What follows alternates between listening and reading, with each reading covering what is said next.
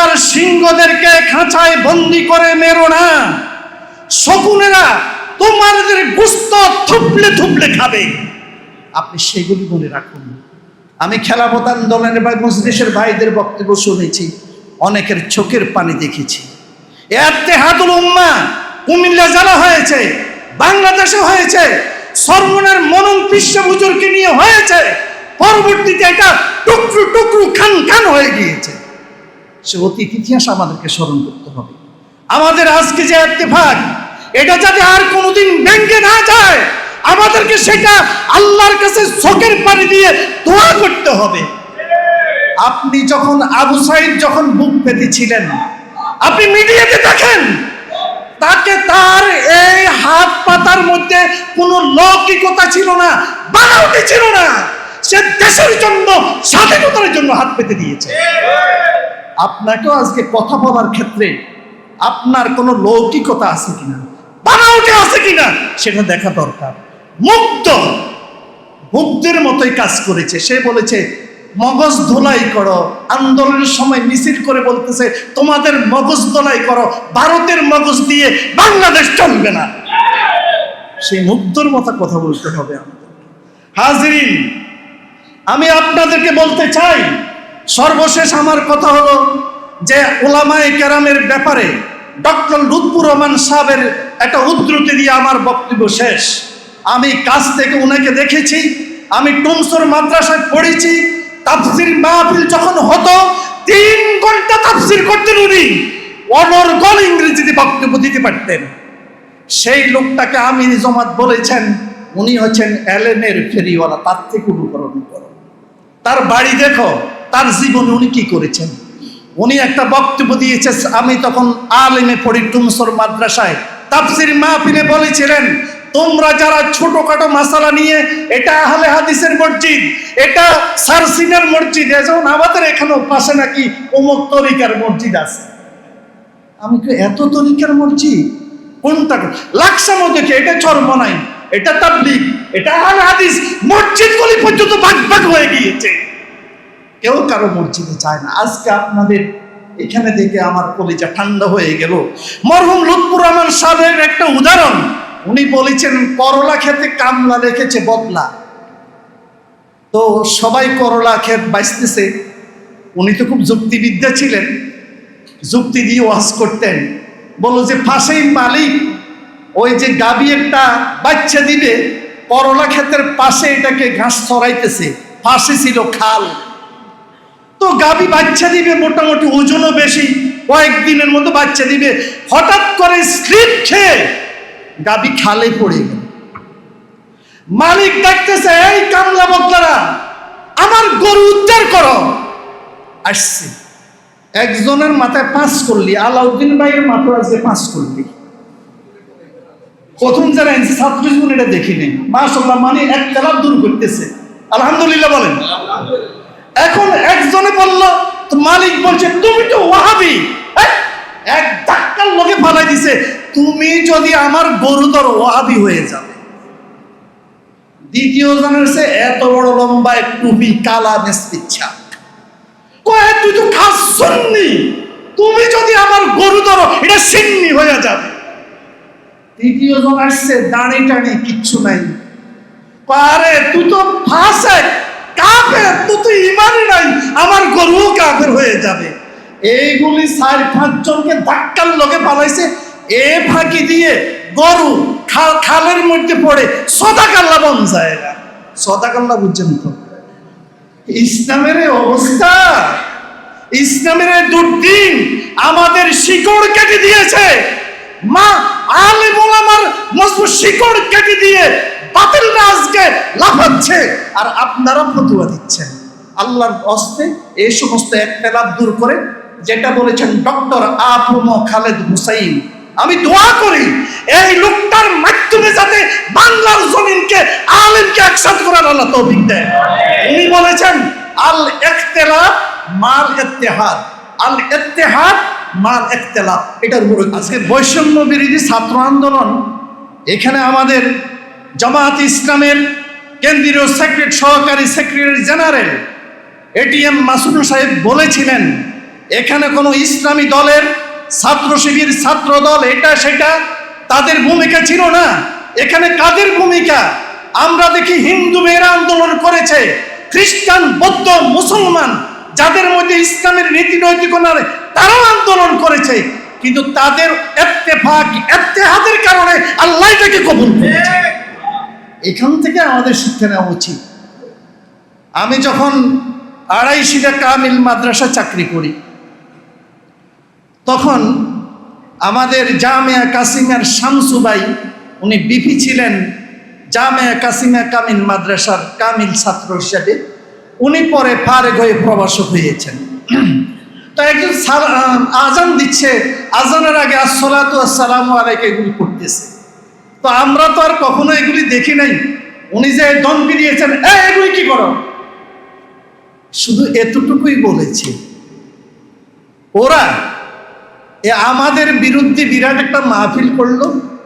ওয়াহাবি যেখানে খায় এটা কাফের হয়ে যায়, ওয়াহাবি যে গরুর দুধ খায় গরু কাফের হয়, যে কবরের ঘাস খায় সেই কবর যারা আছে হেতারও কাফের হয়ে যায়, আর যে দুধ খায় হেও কাফের হয়ে যায়। রাতের 12টার সময় পড়লো, শুধু অপরাধ ভাই তুমি আজানের আগে কি করলে, জজবা ছিল বাধা, এটাই অপরাধ। 10 মিনিট বক্তব্য দেওয়ার পরে যখন আমি আলোচনা চলছিল, ইসমাইল হানিয়াকে শহীদ করা হয়েছিল ইরানে, উনার জীবনী আলোচনা যখন করছিলাম, হঠাৎ করে একটা স্লিপ আসলো, আমাকে বলল আলোচনা অন্যদিকে ঘুরে ফেলুন। মানে আলোচনা এটাকে অন্যদিকে শেষ করে ফেলুন। আমি এখন কি আলোচনা করব খুঁজে পাচ্ছিলাম না, কারণ আমি তো ইসমাইল হানিয়ার উত্তরসূরি। উনার ছেলে মেয়ে সহ 60 জন আল্লাহ রাস্তায় জীবন দিয়েছেন ফিলিস্তিনের স্বাধীনতার জন্য। সর্বশেষ উনার জীবনটাকেও বিলি করে দিয়েছেন। ওদের কথা মসজিদে বলা যাবে না। হাজরিন, আমি শুকরিয়া আদায় করছি এই জন্যেই, আমি অনেক কেন্দ্রীয় মেহমানের বক্তব্য শুনেছি। আমি চিন্তা করছি ওনাদের বক্তব্যের পরে আমার মতো আব্দুল হালিম কি বক্তব্য এখানে দেব। প্রথম কথা হচ্ছে, আপনাদের পাশে কাশ্মীর দীর্ঘ বছর স্বাধীনতা সংগ্রামের জন্য হাজারো মানুষ জীবন দিয়েছে। কাশ্মীরের স্বাধীনতার জন্য যখন একটা সন্তান একটু বড় হয়, তার হাতে অস্ত্র দিয়ে মা শিখান আজাদ কাশ্মীর। সেই কাশ্মীর আজও স্বাধীনতা পায়নি। আপনাদের পাশেই ফিলিস্তিনের খতিব জুমায় বক্তব্য দিচ্ছিলেন।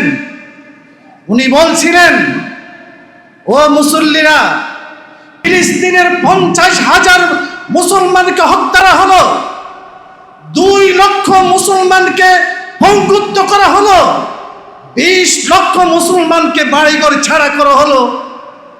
এটা যদি উম্মতি মুসলিমকে জাগাইতে না পারে, আমার মতো খতিবের বক্তব্য তোমাদের কি তাসির করবে আমার জানা নেই।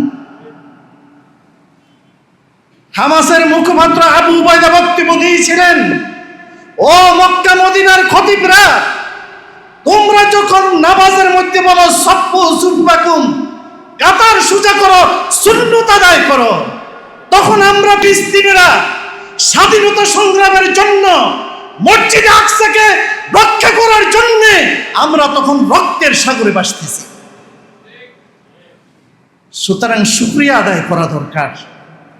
আজকে বৈষম্য বিরোধী ছাত্র আন্দোলন, এখানে আমাদের জামাত ইসলামের কেন্দ্রীয় সহকারী সেক্রেটারি জেনারেল এটিএম মাসুদ সাহেব বলেছিলেন, এখানে কোনো ইসলামী দলের ছাত্র শিবির, ছাত্র দল, এটা সেটা তাদের ভূমিকা ছিল না।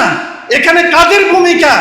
আমরা দেখি হিন্দু মেয়েরা আন্দোলন করেছে, খ্রিস্টান, বৌদ্ধ, মুসলমান যাদের মধ্যে ইসলামের নীতি নৈতিকতা নেই তারাও আন্দোলন করেছে, কিন্তু তাদের ইত্তেফাক, ইত্তেহাদের কারণে আল্লাহ এটাকে কবুল করেছে।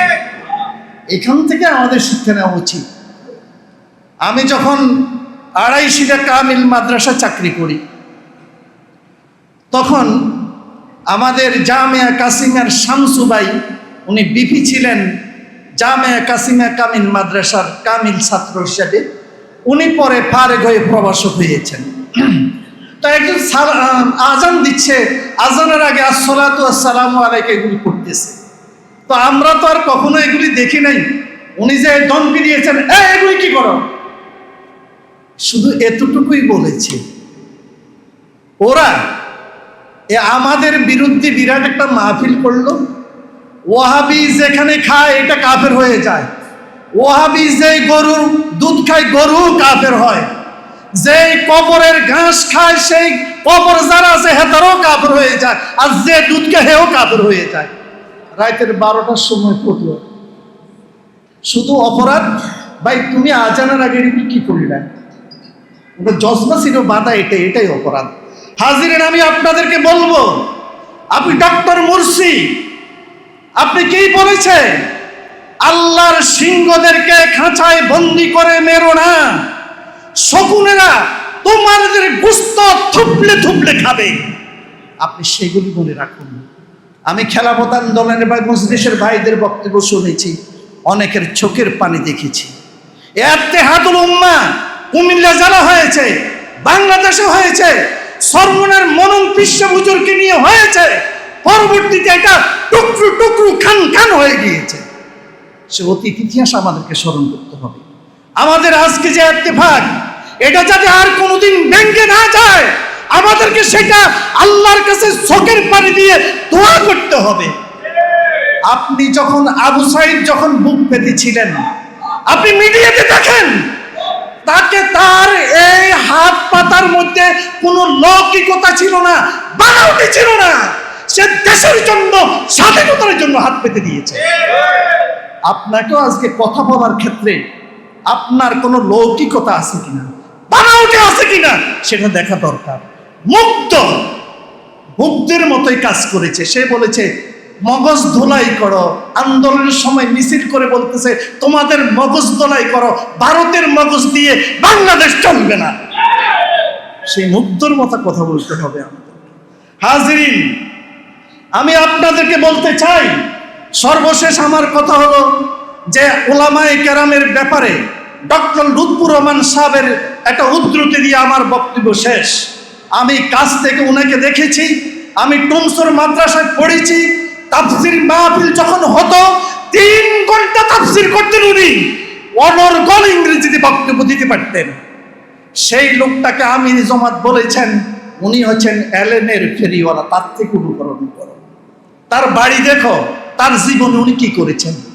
উনি একটা বক্তব্য দিয়েছে, আমি তখন আলেমে পড়ি টুমসুর মাদ্রাসায়, তাফসির মাহফিলে বলেছিলেন তোমরা যারা ছোটখাটো মাসালা নিয়ে এটা আহলে হাদিসের মসজিদ, এটা সারসিনার মসজিদ, যেমন আমাদের এখানেও পাশে নাকি অমুক তরিকার মসজিদ আছে।